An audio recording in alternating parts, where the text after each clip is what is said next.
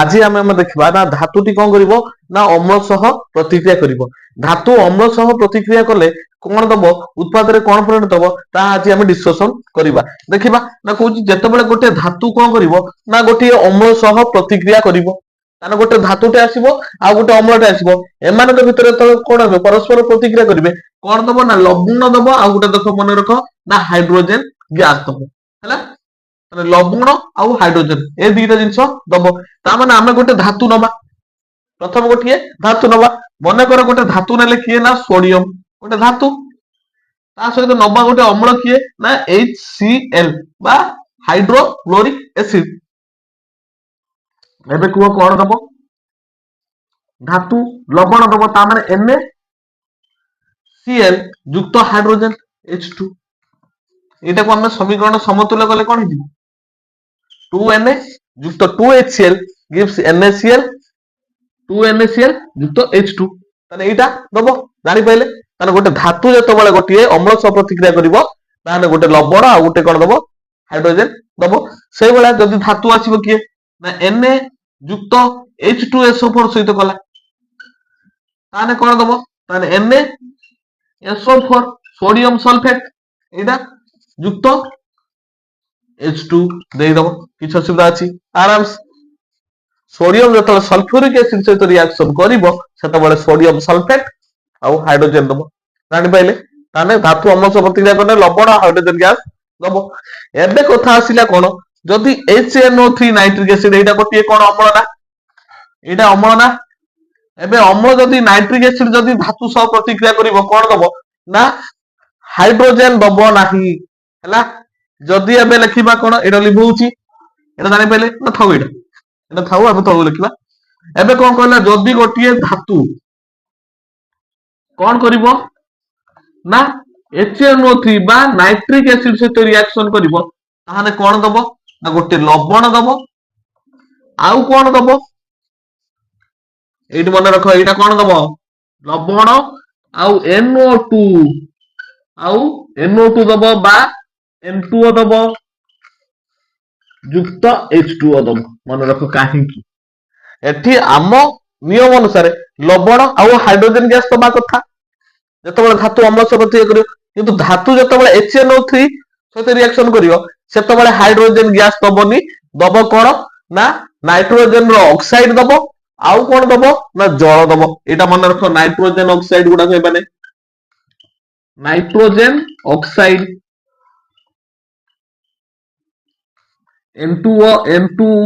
N2O बा out अछि दे परियो कोन NO दे परियो हैला NO2 को नाइट्रोजन डाइऑक्साइड को जाय N2O को हमें जानि छथि जो हमर जो लाफिक गैस बा नाइट्रस ऑक्साइड को जाय आ NOO को बा को जाय नाइट्रोजन मोनोऑक्साइड बा ताकू नाइट्रिक ऑक्साइड बोली को जाय हैला ताहाना हमें कोन करियो जतबेले धातु HNO3 सहित रिएक्शन कला से लवण दब आउ एठी तक हाइड्रोजन दबनी कोन दब ना जल दब काहे की ना मन रख HNO3 एटा होची गोटे कोन ना सबल जारक हैला एटा गोटे कोन ना सबल जारक जेतेबेले जारक एटा गोटे सबल जारक सी जेतेबेले जो H2O टा रिलीज करिवो से हाइड्रोजन सहित कोन करिवो ना सबल जारक होइतरु हाइड्रोजन सह कोन करिवो हाइड्रोजन सह को कोन करिवो प्रतिक्रिया करी कोन करिवो बा हाइड्रोजन को कोन करिवो ना हाइड्रोजन को जारण करी जल सृष्टि करिवो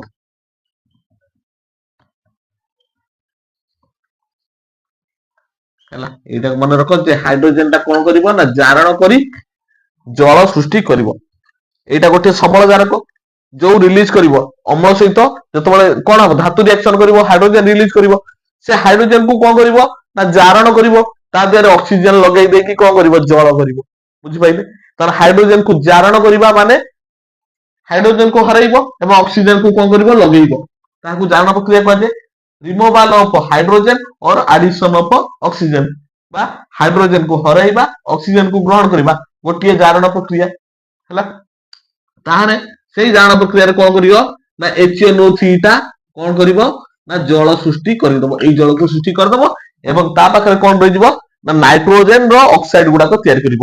N2O କରୁ ନହେଲେ NO2 କରୁ ବା NO କରୁ ଯାହା ବି କରୁ ସେ ଗୋଟେ କଣ କରିବ ନା ଅକ୍ସାଇଡ ଟେ ତିଆରି କରିଦବ। ଜାଣିପାରିଲେ ହେଲା। ତାହେଲେ ଧାତୁ କ୍ଷେତ୍ରରେ ଏଇଗୁଡା ଗୋଟେ ଉଦାହରଣ ନେଇଯିବା। ମନେକର ସୋଡିୟମ କଣ କରିବ ନା ସୋଡିୟମ କଣ କରିବ ନା HNO3 ସହିତ ରିଆକ୍ସନ କରିବ ହେଲା। ତାହେଲେ କଣ ଦବ ଗୋଟେ ଲବଣ ଦବ ତାମାନେ NaNO3 ଆଉ ଗୋଟେ ଦବ କଣ ନା NO2 ଦବ ଆଉ ଗୋଟେ କଣ ଦବ ନା H2O ଦବ। କେମିତି ଦବ 2HNO3 ହେଲା। ଜାଣିପାରିଲେ ତାହେଲେ ଦିଟା ୟା ଭିତରୁ ଗୋଟେ ଲାଗିବ କଣ NaNO3 ସହିତ ଲାଗିବ ଆଉ ରହିବ କଣ NO2 ଏଠି 2 ହବନି ଏଇଠି ହବ ବାସ୍ କଟିଗଲା NaNO3 ଆଉ ଯୋଉ NO2 ଗୋଟେ ଏଇଠି ବାହାରିବ ଏବଂ HN2H2 ହେଇକି ବାହାରିବ। ଏଇ ସମୀକରଣଟି ହବ। ମତେ ମନେ ରଖ ଏଇଟା ସୋଡିୟମ ଯେତେବେଳେ କଣ କରିବ ନା ନାଇଟ୍ରିକ ଏସିଡ ସହ ପ୍ରତିକ୍ରିୟା କରିବ ସୋଡିୟମ ନାଇଟ୍ରେଟ ଦବ ଆଉ କଣ ଦବ ନା NO2 ବା ନାଇଟ୍ରୋଜେନ ଡାଇଅକ୍ସାଇଡ ଦବ ଆଉ ଗୋଟେ H2O ଦବ। ଏଠି ହାଇଡ୍ରୋଜେନ ଦବ ନାହିଁ ହେଲା। ଏମାନେ କ୍ଷେତ୍ରରେ ହାଇଡ୍ରୋଜେନ ଦବନି ଜଳ ଦବ ଆଉ କଣ ଦବ ନାଇଟ୍ରୋଜେନ ଅକ୍ସାଇଡ ଗୁଡାକ ଦେବେ ହେଲା। ଏବେ ଦେଖିବା କଣ ନା ସବୁ ଧାତୁ କଣ ଏଇଭଳିଆ ସମସ୍ତେ କଣ ଏଇଭଳିଆ ହାଇଡ୍ରୋଜେନ ନ ଦେଇକି H2O ଦେବେ ନା କିଛି ଧାତୁ ଅଛନ୍ତି ସେ ଧାତୁ କଣ କରିବେ ନା ହାଇଡ୍ରୋଜେନ ଦେବେ ଏବଂ ସେଇ ଧାତୁ କିଏ କିଏ ହଉଛି ତାହେଲେ ସେଇଭଳିଆ ଧାତୁ କିଏ କିଏ ନା ମାଙ୍ଗାନିଜ ଆଉ ରହିଲେ ମ୍ୟାଗ୍ନେସିୟମ ହେଲା। ବା ମ୍ୟାଗ୍ନେସିୟମ ଆଉ ମାଙ୍ଗାନିଜ ଏ ଦିଟା ଧାତୁ କଣ କରିବେ ନା ଯେତେବେଳେ ଲଘୁ ନାଇଟ୍ରିକ ମନେ ରଖିବ ଲଘୁ ନାଇଟ୍ରିକ ଏସିଡ ବା ଡାଇଲ୍ୟୁଟ HNO3 ସହିତ ରିଆକ୍ସନ କରିବେ ସେତେବେଳେ ଯାଇକି ହିଁ କଣ ଦେବେ ହାଇଡ୍ରୋଜେନ ଦେବେ ହେଲା। ସେତେବେଳେ ଯାଇକି ହିଁ ହାଇଡ୍ରୋଜେନ ଦେବେ। କିନ୍ତୁ ଆମର କଣ କରୁଥିଲେ ସୋଡିୟମ ଗୁଡାକ ସେମାନେ ଦେଇପାରୁନଥିଲେ କିନ୍ତୁ କୋଉ ଦି ଜଣ ଦେବେ ନା ମାଙ୍ଗାନିଜ ଆଉ ମ୍ୟାଗ୍ନେସିୟମ। ମନେ ରଖ ତେବେ ତାଙ୍କ ସମୀକରଣ କଣ ହବ ଯେତେବେଳେ ମନେକର ମ୍ୟାଗ୍ନେସିୟମ ଆସିଲା ଗୋଟେ କଣ ଅମ୍ଳ ଆସିବ HNO3 ଡାଇଲ୍ୟୁଟ ମନେ ରଖିବ ଡାଇଲ୍ୟୁଟ ଏଟା ଡାଇଲ୍ୟୁଟ ରେ ଅଛନ୍ତି ମାନେ ଲଘୁରେ ଅଛନ୍ତି। ଏବେ କଣ ଦବ କୁହ MgNO3 ର ହୋଲ 2 ଯୁକ୍ତ H2 ଏଇଠି ସେମାନେ ଦେବେ ହେଲା।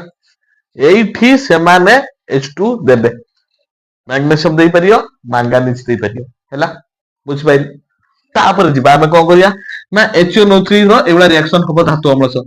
ଆଉ ଗୋଟେ କଥା ମନେ ରଖିବ ଯେ କପର କେବେ HCl ସହ ପ୍ରତିକ୍ରିୟା ହେଲା ପ୍ରତିକ୍ରିୟା କରେ ନାହିଁ ହେଲା। ମନେ ରଖିବ ଯେ କେଉଁ ଧାତୁ HCl ସହିତ ପ୍ରତିକ୍ରିୟା କରେ ନାହିଁ ସିଏ ହଉଛି କପର। ମୋଷ୍ଟ ଇମ୍ପୋର୍ଟାଣ୍ଟ ପରୀକ୍ଷାରେ ବହୁତ ସମୟରେ ଆସେ ଯେ କପର କେବେ HCl ସହିତ ରିଆକ୍ସନ କରେ ନା ବିକଜ କାହିଁକି କପରଟା H କୁ ରିପ୍ଲେସ କରିପାରେ ନା। ହାଇଡ୍ରୋଜେନ ଟା ଅଧିକ କଣ ଅଛି ରିଆକ୍ଟିଭ ଅଛି କାଠୁ ନା କପରଠୁ। ହାଇଡ୍ରୋଜେନ ପ୍ରତିକ୍ରିୟାଶୀଳତା କପର ଠାରୁ ଅଧିକ ତେଣୁ କପରଟା HCl ସହିତ ରିଆକ୍ସନ କରିପାରେ ନା ହେଲା। ଏବେ ଯିବା ଆଉ ଗୋଟେ ଅଛି କଣ ନା ଅମ୍ଳରାଜ କାହାକୁ କହିବା ହେଲା। କେତେକ ଧାତୁ ଅଛନ୍ତି ସେମାନେ କଣ କରିବେ ନା HCl ସହିତ ରିଆକ୍ସନ କରିପାରିବେ ନା HNO3 ସହିତ ରିଆକ୍ସନ କରିବେ କିନ୍ତୁ କିଛି ଅଛନ୍ତି କଣ ନା HNO3 ଆଉ କିଏ ରହିଲେ HCl ସହିତ ମିଶିକି ଯେତେବେଳେ ଆମେ ତାକୁ କଣ କରିବା ଗୋଟେ ପ୍ରସ୍ତୁତ କରିବା ଦ୍ରବଣ ସେଇଟାକୁ କୁହାଯିବ ଅମ୍ଳରାଜ। ଅମ୍ଳରାଜ କଣ କହୁଛି କାହାର ନା HNO3 HCl ଆଉ HNO3 ଏ ଦିଟା ଅମ୍ଳ ଯେତେବେଳେ କଣ ହେବେ ନା ମିଶିବେ କେତେ 3:1 ଅନୁପାତରେ ତାହେଲେ ତାକୁ କୁହାଯିବ କଣ ନା ଅମ୍ଳରାଜ। ତାହେଲେ HCl HNO3 କେତେ ରହିବ ତାଙ୍କର ମିଶ୍ରଣଟା 3:1 ଏଇ ମିଶ୍ରଣଟାକୁ ବା ଏଇ ଦ୍ରବଣଟାର ମିଶ୍ରଣକୁ କୁହାଯାଏ ଅମ୍ଳରାଜ। ଏଇଟା ଅମ୍ଳରାଜରେ ଏତେ ଗାଢ ହେଇଯାଏ ଯେ ଯୋଉଟା ଧାତୁ ବି ପ୍ରତିକ୍ରିୟା କରୁଥିବ ସେ କରିଯିବ ହେଲା। ଯେମିତି କି ଆମର କିଏ ଅଛି ନା ସୁନା ହେଲା। ସୁନା କିଏ ଅଛି ଆମର ଥରେ ସୁନା ରୂପା ଏମାନେ କଣ କରନ୍ତି ନା ଏଇଥିରେ କଣ ହୁଅନ୍ତି ପ୍ରତିକ୍ରିୟା କରନ୍ତି ଅମ୍ଳରାଜରେ ପ୍ରତିକ୍ରିୟା କରନ୍ତି ହେଲା। ସୁନାକୁ ଖାଲି HCl ବା HNO ସହିତ ରିଆକ୍ସନ କରେ ନା, କିନ୍ତୁ ଯେତେବେଳେ HCl ଆଉ HNO3 କୁ 3:1 ଅନୁପାତରେ ମିଶେଇବା ତାହେଲେ ସେ କଣ କରିବ ନା ଅମ୍ଳରାଜ ହବ ଏବଂ ସେ ସୁନା ରୂପା ସାଙ୍ଗରେ ପ୍ରତିକ୍ରିୟା କରିପାରେ ହେଲା। ତ ଆଜି ଆମେ ଜାଣିଲେ ଟୋଟାଲ କମ୍ପ୍ଲିଟ କଲେ କଣ ନା ଧାତୁଟା ଅମ୍ଳ ସହ ପ୍ରତିକ୍ରିୟା କଲେ କଣ ଦବ, ଆଉ କୋଉ କ୍ଷେତ୍ରରେ ଲବଣ ଦବ, କୋଉ କ୍ଷେତ୍ରରେ ହାଇଡ୍ରୋଜେନ ଦବ, ଆଉ କୋଉ କୋଉ ଧାତୁ ଗୁଡାକ ହାଇଡ୍ରୋଜେନ ଦେବେ ଆଉ କିଏ ଦେବେନି। ଟୋଟାଲ କମ୍ପ୍ଲିଟ ହେଲା, କମ୍ପ୍ଲିଟ ହବ। ତ ଏବେ କ୍ଲାସ 2 ରଖିବା। Thank you for watching. Please like and subscribe my channel.